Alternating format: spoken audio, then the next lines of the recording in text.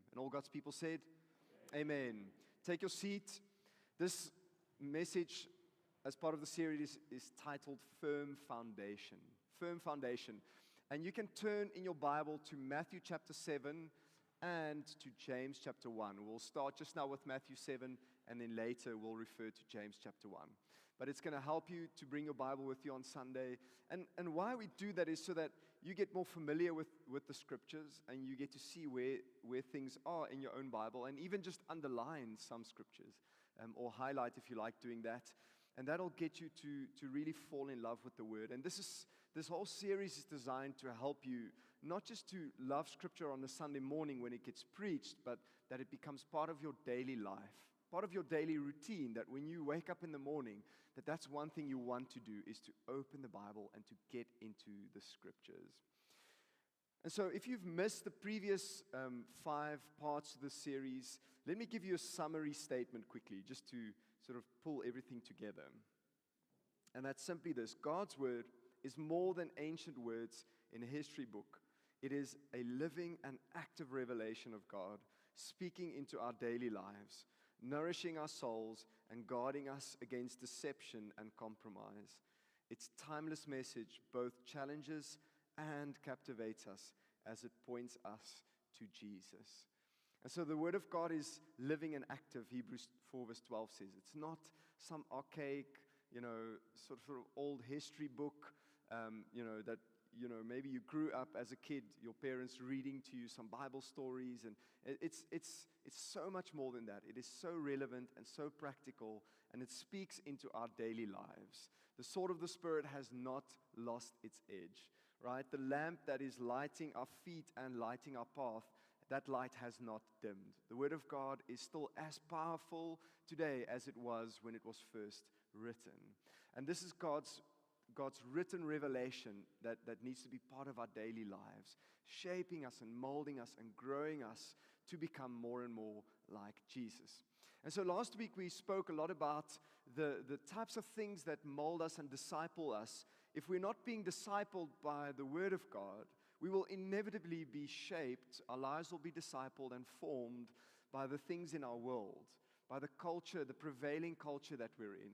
And our lives will be shaped by our friends and our peer groups and what we read on social media and the kind of things we see in pop culture. Those things influence our lives more than we realize. But even so, we might even just be led on and driven on by our feelings, by our emotions.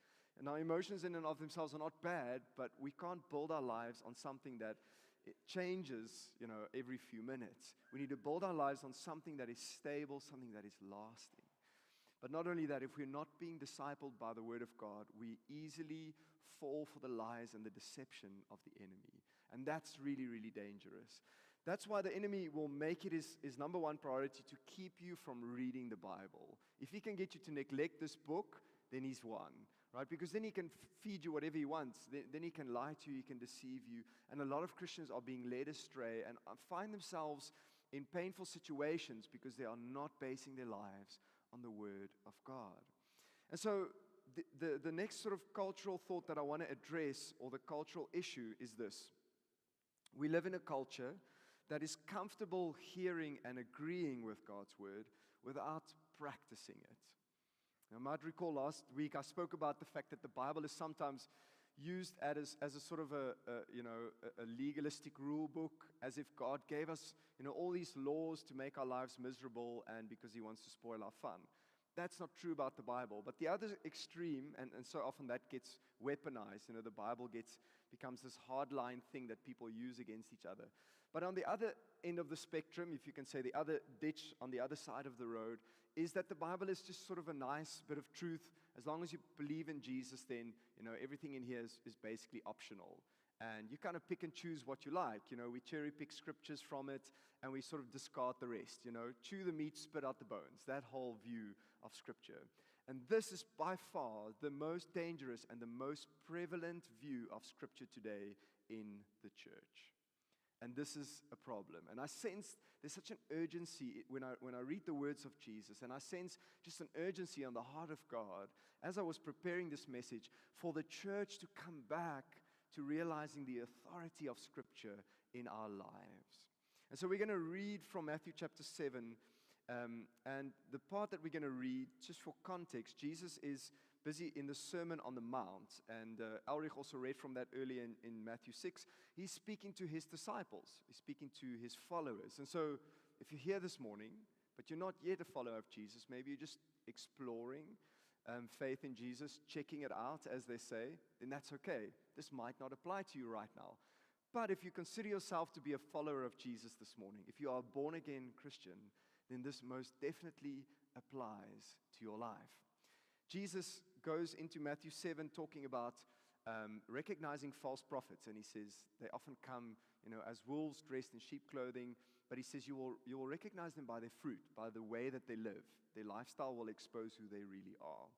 And then he goes on in verse 21, and that's where we'll pick up this passage, Matthew 7, verse 21.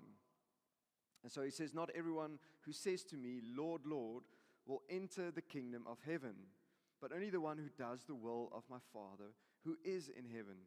Many will say to me on that day, 'Lord, Lord, did we not prophesy in your name, and in your name drive out demons, and in your name perform many miracles?' Then I will tell them plainly, 'I never knew you. Away from me, you evildoers.'" That'll be a tough day for some people. Verse 24 says, "Therefore everyone who hears these words of mine and puts them into practice is like a wise man who built his house on the rock. The rain came down, the streams rose, and the winds blew and beat against that house. Yet it did not fall because it had its foundation on the rock. But everyone who hears these words of mine and does not put them into practice is like a foolish man who built his house on sand." We grew up in Mossel Bay, and every now and then there would be a storm, much like the massive rain we had not so long ago. And you can see the damage that comes from rain, and especially along the coast, oftentimes houses built by the sea, those sort of beachfront properties, the sand gets washed away from underneath them, and some places you can clearly see the architect or the builder, whoever, somebody made a mistake because they clearly were not building on rock. And all the sand gets washed away, and sometimes the whole house just collapses down the dunes, towards the sea. The whole house is essentially ruined. And you wouldn't tell that if you were just driving by the day before. Everything would look fine on the outside, and those are nice houses. I imagine they would be nice to live in. But all of that doesn't matter if it's not built on a solid foundation. And this is what Jesus is alluding to here. He says, you've got these people who prophesy, but they're actually wolves in sheep's clothing, and they will come to me and they'll say, we prophesied in your name. We cast out demons. We did many miracles, right? We were very spiritual. We've got something to show for our lives. And he says, well, you didn't really build your life on the teachings that I gave you. You claimed to believe in me, but your life didn't show it. The way that what you practiced didn't match what you preached.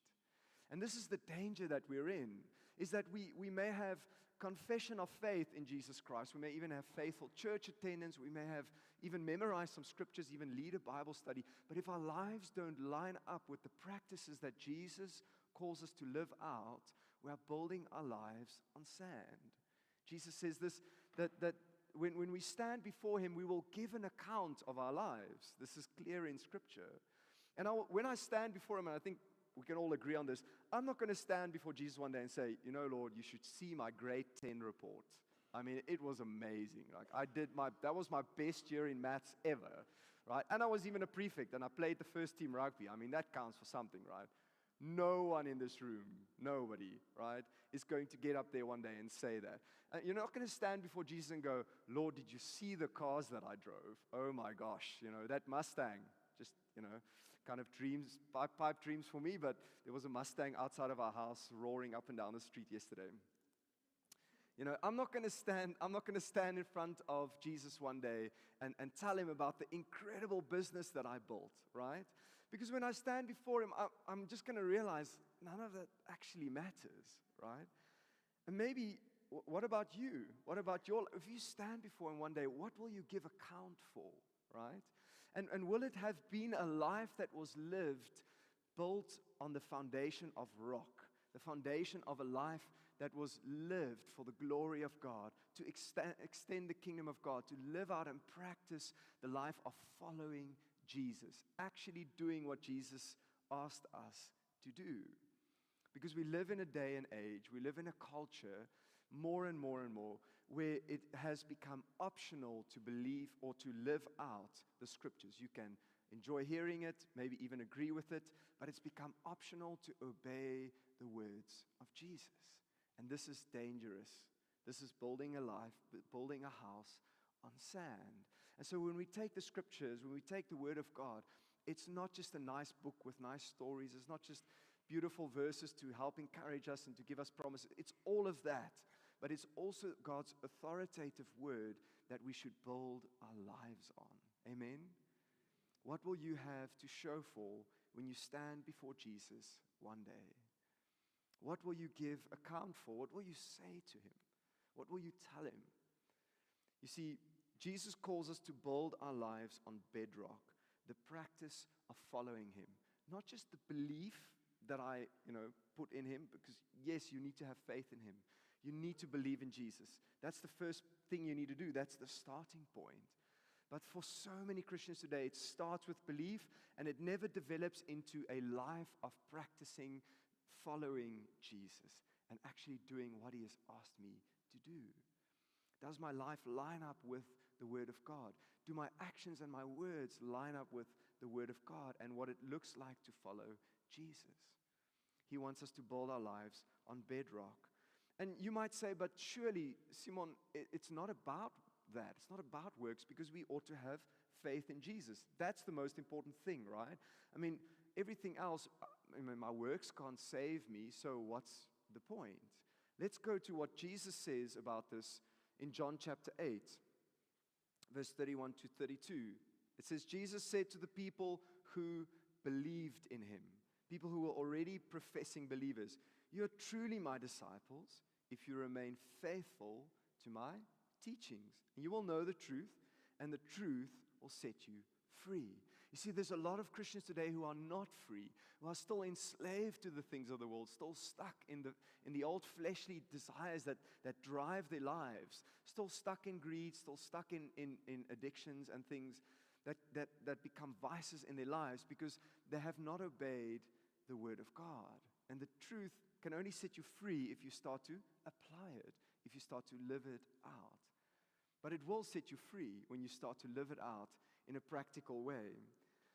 And I think the challenge perhaps that we've got in our world today is that the way that Christianity is seen is often in a sort of educational paradigm, right? We sit down on a Sunday morning, we listen to a teaching, we gain information, or gain knowledge, or maybe even if the preacher's good, we'll gain some inspiration.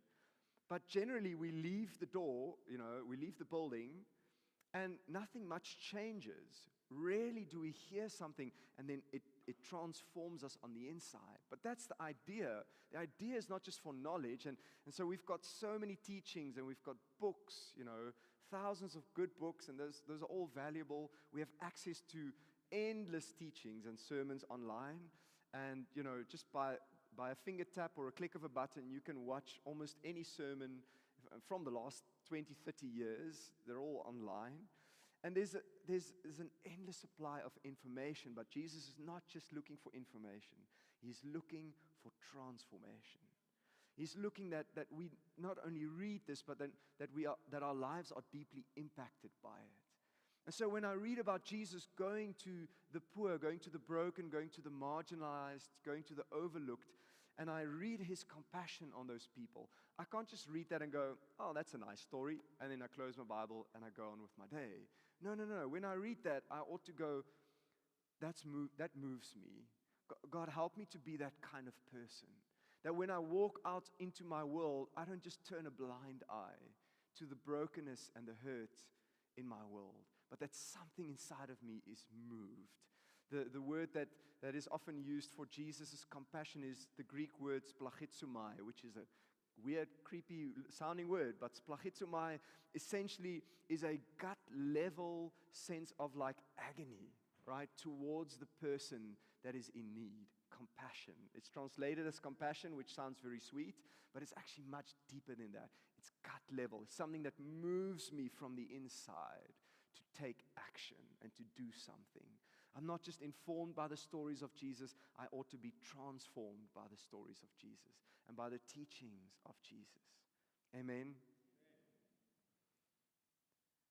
In Matthew 28, Jesus gives us His Great Commission. This is His instruction to us as we build church and make disciples. Therefore go and make disciples of all the nations, baptizing them in the name of the Father and the Son and the Holy Spirit. Teach these new disciples to do what? To obey all. What about just some of the commandments, Lord? I mean, I really like Jeremiah 29:11 and John 3:16. No, He says, obey all the commands I have given you. Lord, even to love and pray for my enemies. I mean, you know how hard that is. All my commandments. And be sure of this, I am with you always, even to the end of the age. This is, I will be walking with you with my Holy Spirit. I will be enabling you to live these scriptures out, to practically make them part of your lives. But you need to commit. You need to say, I'm in it for the long run. I'm in it to not just preach, but to practice what I preach. And so the gospel should be proclaimed and practiced. We love the proclamation part. I love the proclamation part. I love reading the scriptures and reading about the promises of God for me. But am I ready to practice what I preach? Am I ready to love people who hate me? Am I ready to be generous to those who might never give anything in return? Am I ready to forgive those who hurt me and offend me and abuse me? Am I willing to love those who persecute me, right? These are hard things to follow, but the Holy Spirit comes along, and Jesus says that's why He says, I'm going to be with you, not physically, but in spirit. He says, I'm going to be there to help you to obey this word, to guide you as you follow me. You're not alone in this. You're not fighting this by yourself, but it's not just proclamation, it's practiced. How does this look?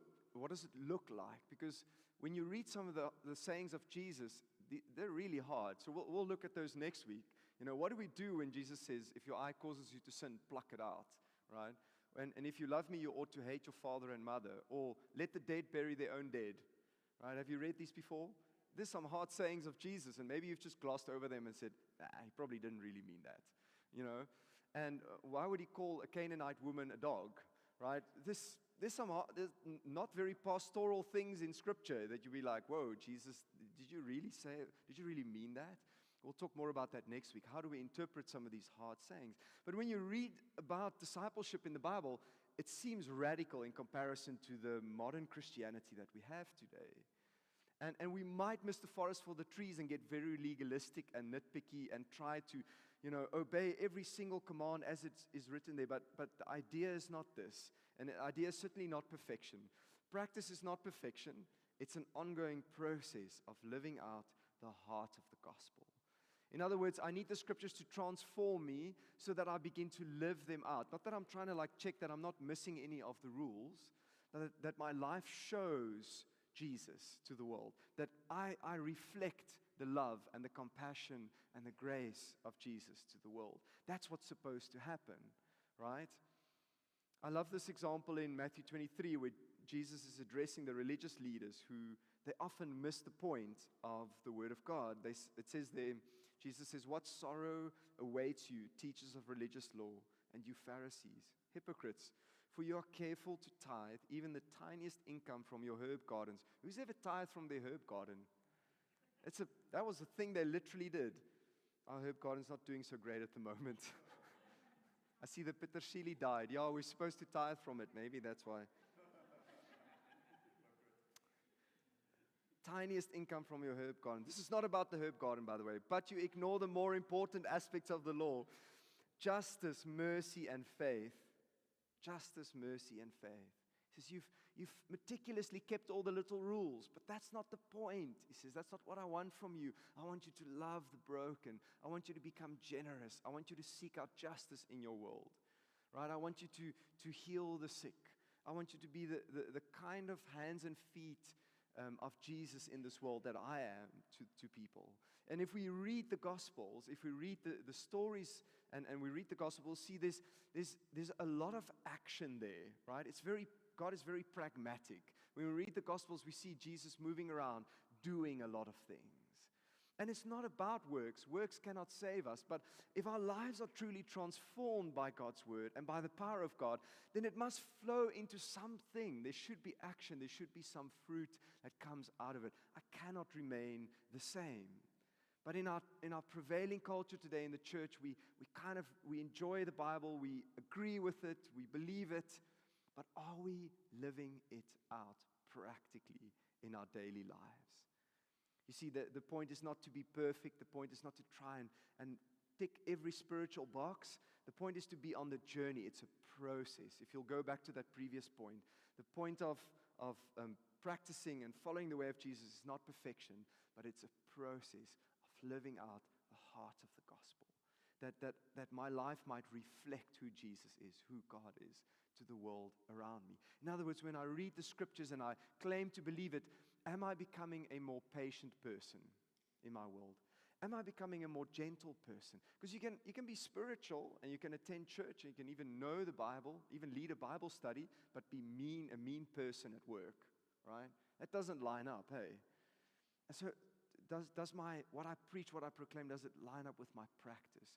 Not looking for perfection, but the process of becoming more like Jesus. We're going to go to the last passage this morning in James 1, verse 19. And if ever there's a clear passage on this idea, then this would be it.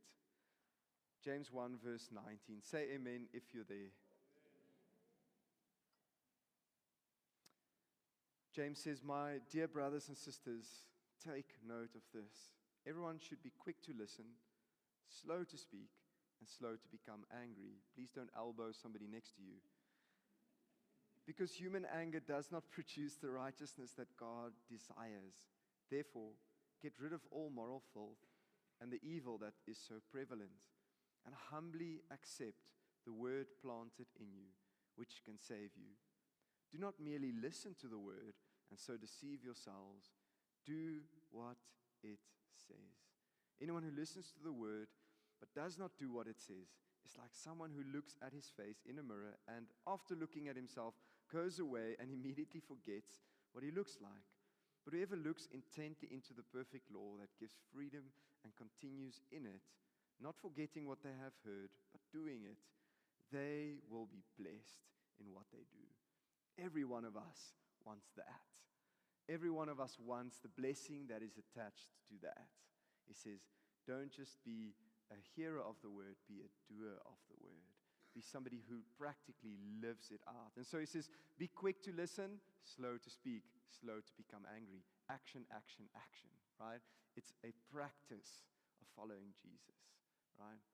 And ultimately, that is the life that will one day stand the test of, I think, in this life, that will stand the tests and the trials and the storms of life, is the life that we build following Jesus, obeying his commands. And ultimately, the greatest test as we stand before him, when we've got a life to show, a life that was built on the truth of his word, a life that was built following his example, walking it out with the power of the Holy Spirit.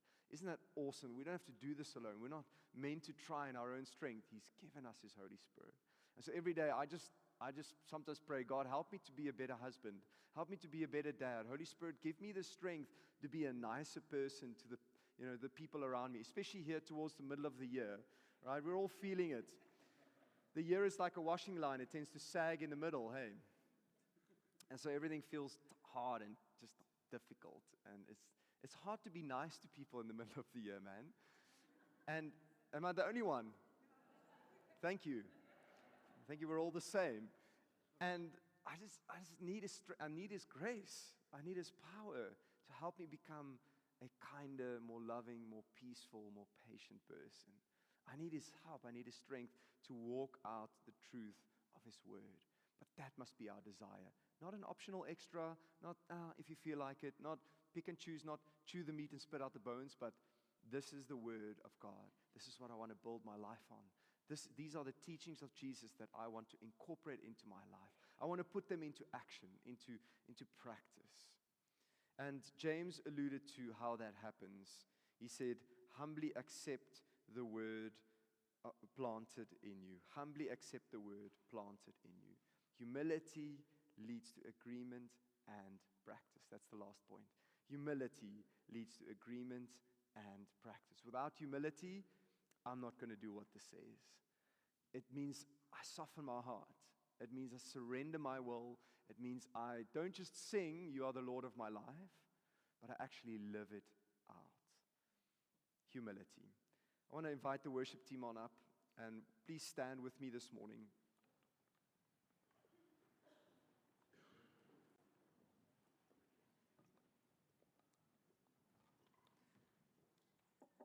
We gave out these bookmarks as you came in. Hold it up if you have one. And this one of my favorite verses is printed on here. I have this verse in a frame on my desk, above my desk. And it's Psalm 86, verse 11. It says, "Teach me your ways," right? That's knowledge, right? That's gaining information. "Teach me your ways, O Lord, that I may live according to your truth." In other words, I don't just want to have I want the information, but I want my life to change because of it. And make that your prayer on this bookmark. This is for you to keep put in your Bible or whatever you want. And then on the back, there's some questions you can ask as you read Scripture. Maybe you've wondered, how do I apply the Bible? How do I live it out? There's some questions when I read the Bible. I ask, is there a sin to confess? God, what are you convicting me about? Is there a command to obey? Is there a revelation about God? And so on and so forth. These questions will help you just to explore the truth of God's Word. Make it your own. Apply it to your life. Live it out in practice. The blessing of God rests on that.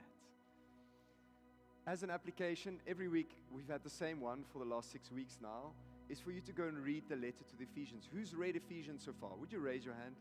Fantastic.